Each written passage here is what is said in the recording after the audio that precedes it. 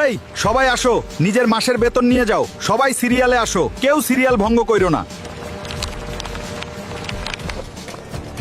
আমাকে বস টাকা বেশি দিয়ে দিয়েছে, এখন কি আমি টাকাটা নিজের কাছে রেখে দিব?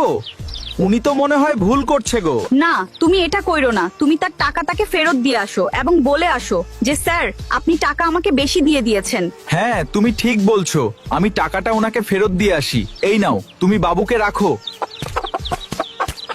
দোস্ত, আমি তো আমারে কর্মচারীকে বেতনের থেকেও কিছু টাকা বেশি দিয়ে দিছি। আমি ওকে পরীক্ষা করতেছি, দেখি ও কিরকম।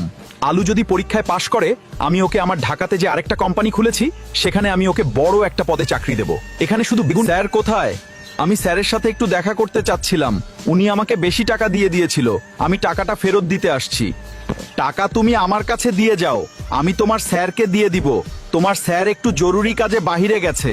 এই টাকা নিজে খেয়ে নিব এবং আলুকে আমি ফাঁসিয়ে দেব। এটাই আমার প্ল্যান। ওই চাকরিটা আমি আমার শালাকে দিব। আলুর কি হয়েছিল দেখতে চাইলে কমেন্টে লিখুন, পার্ট 2 চাই।